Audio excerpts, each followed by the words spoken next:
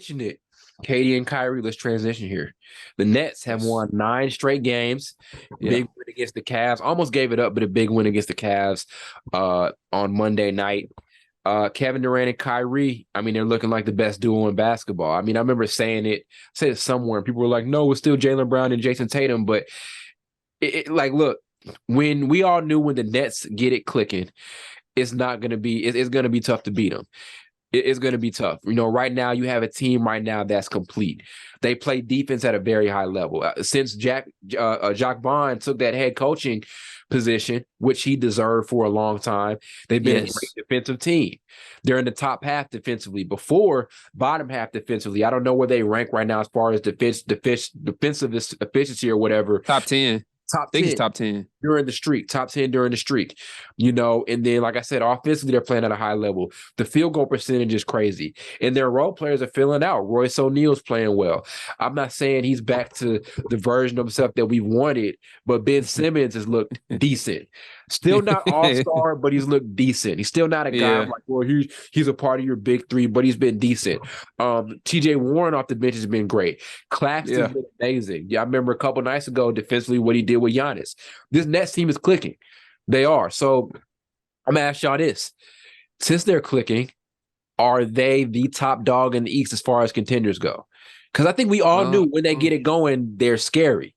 So now that they're on this streak they haven't been on in a minute, are they the top dog in the East? Are they the top contender in the East now that they know that Kevin Durant and Kyrie are clicking together? Yeah. I mean, I'll say they're right behind Boston. Okay. Yeah. Yeah. They might be that top spot. And you know why? Because I'm be honest with you, I'm just visioning, bro.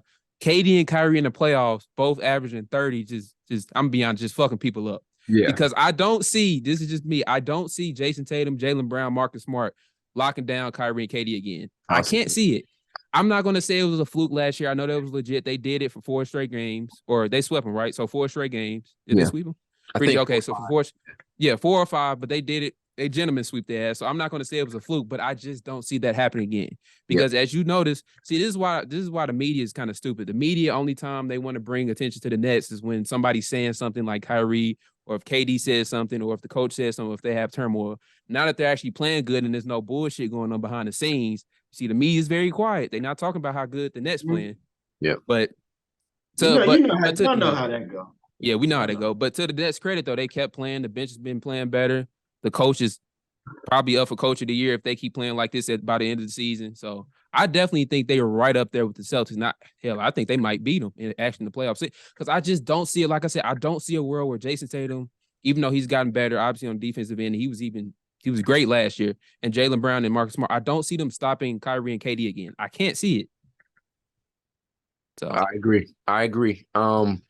Yeah, for one, I think this team just needed something that was good. Sometimes you can be a great team, have a great roster. I think the Nets had a decent roster the last couple of years, but they just didn't have something to help click them together. Last year, they got in there as an 8 seed. They had to play play-in.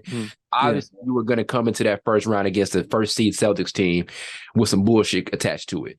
This season, they have something that they have calling cards now. They know they can play defense when motivated. They know, they're an efficient team. They know they've got these better role players. They know they're not going to have their back against the wall at the end of the season. Last year, they came into the playoffs. They came with their back against the wall. This year, they don't have that. So I think that within itself, you mentioned it, Carl, I think that within itself is going to make them much more dangerous in the playoffs now that they're not, tumbling into the playoffs like they did last season. They're way more confident, way more together. And let's mention, if we just look the eye test, what does the eye test tell? They're just playing more like a family, like a basketball family. You can tell they enjoy playing with each other. I was just about to say, See, it's no. They playing like they like each other now. Kyrie not doing like they don't like each other. Kyrie not doing anything to piss anybody off. KD staying to himself. Everything is good. So I think that you can just tell they really enjoy playing with each other. I tell you one dude that probably don't want to be there. It's Cam Thomas. That boy. Cam does not want to be there. That man does not want to be there. They doing them dirty. I told y'all that little nigga was a baller. Yeah, dirty. Whenever he gets to start, he's like a lock for 30. Like whenever he gets to start, you need to go ahead and put him in your fantasy starters, whatever the case may be, because he's finna get 30 or higher or some shit like that. May take him about 30 shots. Yeah, but he'll get there eventually. He'll get there though. I would hate if Cam Thomas doesn't get that proper opportunity because he's one of those dudes that showed that he can be an elite scorer. He can be a great scorer in this league. I hope he doesn't fall into like Dennis Smith Jr. territory where he just doesn't get the opportunity anymore. I think he can be a key, like better than a role player type of player. I think he can be like a Malik Monk type of player, to be honest with you. That's what I see in this game. A dude that can give you, if you need him to, he can give you 20 plus points, maybe every now and then. He could probably average for us even 16, 17 points. That's the type of player I think he is. So he definitely needs to get a fair shot. Well, he might end up like your boy Dennis Smith Jr. Yeah. So let's talk about they did him dirty too. They did. He'll be all right. He's still making money. Let's go back and let's just. I know I mentioned him earlier, but let's just think about, first of all, Kevin Durant and Kyrie Irving as a duo, right? Like, I mean, let's just sit back and let's think about that, and let's appreciate the fact that we are seeing these two guys look like they're in their primes together. There's nothing I'm seeing about Kyrie that looks washed up or starting to look like Kyrie actually gets better each year. You know, as far as his on the court play, KD doesn't look like this, secondhand washed up version of himself. Matter of fact, he's an MVP candidate. The fact that we are getting Kyrie Irving and Kevin Durant playing high level prime basketball together is let's just sit back and let's appreciate it. We're getting that. We're seeing that on the court together, and we're seeing them do it. This is the best we've seen them play together. Both of these guys are shooting it at ridiculous percentages. Both of these guys are putting in effort defensively. They're closing out games, right? Yeah. Like, it's to see the things coming together for this duo is great, because I remember we were doubting it for a minute. We were like, man, I can't believe that somehow the Nets fucked up KD and Kyrie on the same team together. Now it looks legit. You know what I'm saying? Yeah, no, because Kyrie is all for me. I know what KD stands for. He's a great player. Obviously, he's one of the best. He probably is the most unguardable person to ever play in the NBA. Yep. But Kyrie is one of those dudes where it pisses me off sometimes because he hasn't been healthy enough to be considered one of the greatest. He is one of the greatest point guards of all time, but I honestly think he has the skill set and the talent to be the best by far. That's just always how I felt. I've seen the handles he got. He's arguably, when he's at his best, the clutchest player in the league. I don't think he gets enough credit for that. I still think at his best, he's the clutchest player in the league. Yep. Clearly, for me. But I don't know. It's just a shame that we haven't really been able to see Kyrie at his like absolute best, whether that's health or other obvious reasons. So I hope by the end of this season, I don't know, maybe they can get a ring or something like that, and I can kind of push that narrative for Kyrie being a top 3 point guard all time. Yeah. That's what I'm hoping. Those are lofty ambitions. About a ring. It is. No, yeah, it is. But I've always, this is just me. People call me crazy. I always like Kyrie more than Steph. I know Steph is a great shooter. He's the best shooter of all time. But I've always been more of a Kyrie dude than I am a Steph dude. That's just how it is. Racism. There hasn't been a lot of times where Steph has outdueled Kyrie. Like, I always say that to people. Like, I mean, we could say Steph is better than him, but I'm just saying when they've gone head to head, I've seen Kyrie have his moments against Steph a lot more than vice versa. You mentioned it, man. If they get a ring, for all the turmoil that happened, let's just think about this. I'm gonna pull up Kyrie's career, right? All the turmoil since Boston, all the missed games, all the controversy. Let's say he ends up getting a ring, right? This is how, let's say Kyrie ends the season and this is his career resume. 8-time All-Star, 2-time champ. He's been an All-Star MVP. He'll make another All-NBA team this season. So I think that'll make 4 All-NBA teams. 50-40-90 club and rookie of the year.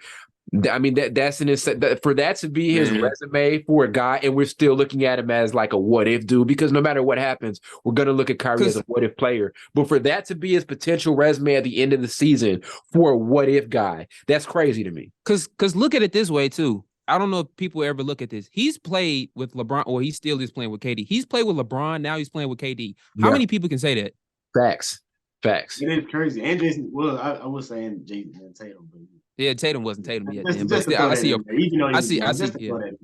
I see your point, but that's still crazy. If you don't get championships out of that, bro, I'm like, Yeah. come on, bro. Yeah. We got it. First of all, I'm kind of still upset he left LeBron because that could have been something beautiful. Could I have think been. everybody saw it. If Golden State didn't get on my damn nerves making that damn super team, that could have been something beautiful. But people always have to mess up what you see.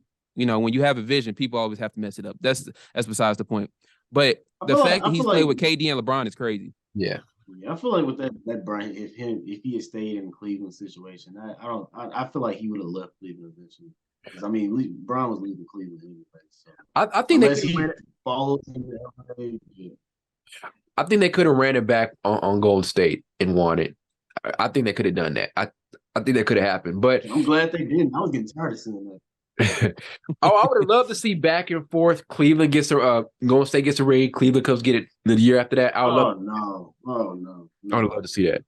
But yeah, Carl, you said it. Like for him to have played with those guys, it would have been a stain on his career to see that he got a ring out of LeBron. Now you go get KD. You got to capitalize off of that. You've played twice now. You played with guys who were considered the best in the league. When you were with LeBron, he was considered the best player in basketball. Okay, you got your ring there. Now you're with KD, who's considered the best in basketball. We may disagree here and there about that, but you got to capitalize. And the way things are looking, they're going to capitalize off of that. They've got to continue to defend.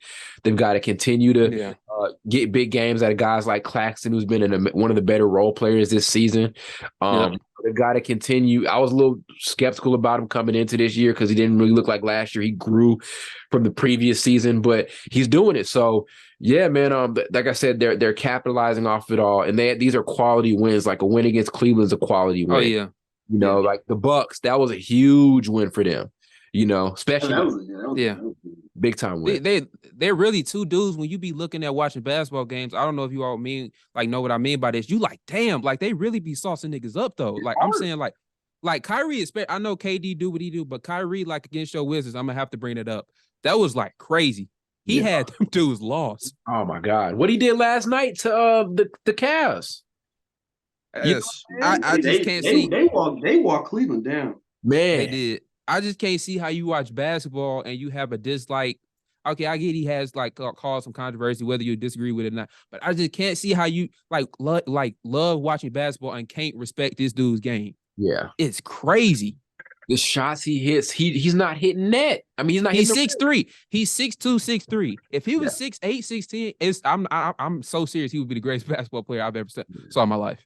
Kyrie is ridiculous. And like I said, to see these two guys play like this together it's crazy. We got to appreciate it because this is one of those basketball moments that we see it now. We're going to have to come back and look at it years later like, damn, we really got to see Kyrie and KD play together and put up, what is it, combined, I think, 56 points per game together. And the efficiency is off the damn chain. And as a team, they're playing well. And like I said, Jacques Vaughn needs his credit, bro. He needs his credit. We were talking about a lot. It didn't make sense that he helped the Nets back in the bubble be competitive, and he never got that head coaching spot. He had to keep being behind guys. Nash, them hiring Nash over him, a dude who didn't have experience versus a guy who did have experience, that was kind of whack to me. And so now he's proven, I can manage these guys better. You know, it's impressive seeing that. I think they just need to stop giving. I'm all about player empowerment. They just need to stop giving these dudes so much power. Yeah. Like, obviously, you're a businessman. The owner's a businessman, GM, all that. Like, you all know business most likely more than the players. Yeah. So you know what would make the team look good more than the players sometimes. Sometimes the players are just help you hire somebody that they like and not necessarily help them get to the next level as far as coaching team. So, like, difference between Vaughn and Nash. I mean, Nash, I feel like he never connected with the guys. Vaughn came. That's the biggest thing we realize right now with these coaches. It's about, can you connect with these players? You go look at the Celtics. I love Brad Stevens, but and he was a great coach. I'm never going to shit on Brad Stevens as a coach. He's a great GM. Difference between him and Udoka and Joe Mazzulla is Joe Mazzulla and Udoka are I think it's because they're younger also. I mean, Brad Stevens is pretty young, but those guys connect with the players a lot better. You feel what I'm saying? That's what it is. I mean, you even go look at the Kings, right? Luke Walton never connected with those guys. Mike Brown connects with the Kings a lot better. You know what I'm saying? So I think that's what it's going to come down to. You know, when a lot of times, that's what it comes down to a lot of times. You know, so yeah, shout out to him. Shout out to Brooklyn and how they're playing. I'm not gonna lie. I know my Wizards are out of it, But Yeah.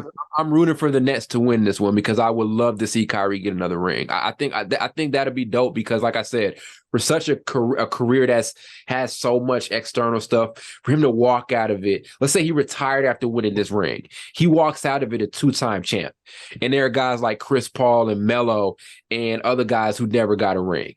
You know what I'm saying? Oh, Chris You know Paul. what I'm saying? So yeah. At the end of Oh. the day, you can talk all this shit about Kyrie. We can talk all this shit about Kyrie. At the end of the day, he got a ring and Chris Paul don't. He ain't got shit. Nope. You know what I'm saying? He got nothing. He got a I don't know. He got His something. wedding ring about to be gone too. So Right. he might not have none. He Let got me stop. he got a degree. You know what I'm saying? Wow. He got the championship. Hey, he ain't about to be no better than us. We about to have a degree. What, Right. Well, what he that got mean? Yeah. Well. He just graduated. Now that was a basketball degree. He ain't take no damn classes. Wow. You know that them fake basketball. Honorary degrees. You know them fake basketball classes they be having them. Let me stop snitching. My fault. You talking about underwater basket weaving? Basket weaving. That's so stupid. That's real. That's real though. Awful, but yeah, if it's dudes like Kyrie that have multiple rings and like Chris Paul, Carmelo, people like that won't have any. He'd be like, damn. Sucks to be them, but it doesn't. But you get what I'm saying? Yeah, for sure. But yeah, like shout out to the Nets, and I mean, I think for me it was a matter of consistency with them. It was never about the talent because even coming in this year, I look at the Lakers as a team that ain't got nothing. You know, their roster's horrible. I never thought the Nets had a horrible right. But I never thought the Nets had a horrible roster. I like the additions they made. I like the Royce O'Neal pickup. You know, they have Seth Curry, Ben Simmons. TJ Warren's been solid off the bench in his last couple of games. Claxton. Watanabe's playing well. Like, they have great pieces. And these guys, like I said, they look like they're together. You know, and I think a lot of that is because of Vaughn. You know, I honestly want TJ Warren. It's crazy the good things that happen when you actually start to like your teammates. Yeah. Kind of crazy. You know what I'm saying? But also, I don't want to say that. I never thought it was a thing where they didn't like each other. I never thought it was. I think it was a thing where they didn't like Steve Nash. I think that's what it was. Last year, they all played like they couldn't. They all played like they did not like each other. How much of that was Nash, though? Because a bad coach can make a lot look bad. Like 85%. Yeah. 85%. You mentioned TJ Warren. I want TJ Warren to make a late sixth man of the year push. Oh, yeah, for sure. Kind of get ahead of Russ for that award because Russ is getting it by default, maybe because it is what it is. But I want TJ Warren to make that push to solidify his greatness. He can. It ain't too far for him. I mean, he had 23 last night, 12 the last couple of games, averaging 10 this season. Who knows? Yeah. Who knows? Yeah. Nobody. Nobody better not give Russ that 6 man a year award. They give it to him. That'd be the most weirdest award for him. Yeah. Like, he'd get the award, but it's like, I was an MVP. How the fuck did I get like demoted to 6 man? You probably be the I'm gonna slap Adam Silver if they no, you don't want to do that. There you go. Never mind. Yeah. I ain't gonna get me in trouble. Maybe the highest paid, if he wins it, the highest paid 6 man of the year ever. It's kind of crazy. Yeah, it's crazy, ain't it? So yeah, like I said, shout out Brooklyn, man. I'm glad they're putting everything together, and like I said, I think I'm rooting for them to win the title this year because I just want to see. I want to see the best out of this. I hate when we see things that never worked over the last couple of years. We've seen these teams that never worked. I mean, you think about 2013. I was pissed that, I was pissed that the Lakers, Kobe and Dwight Howard thing didn't work. I feel like we didn't get to see Harden and Dwight Howard at their best. Like, there are a lot of teams that we just didn't get to. I remember that. Yeah, there's a lot of teams we never got to see the best out of. I hope we can see that with this Nets team. I want to see them be able to capitalize off of this. Same with Philly, too. Like, I want to be able to see the best out of Harden and Embiid. We saw flashes of it, but we just needed. Yeah,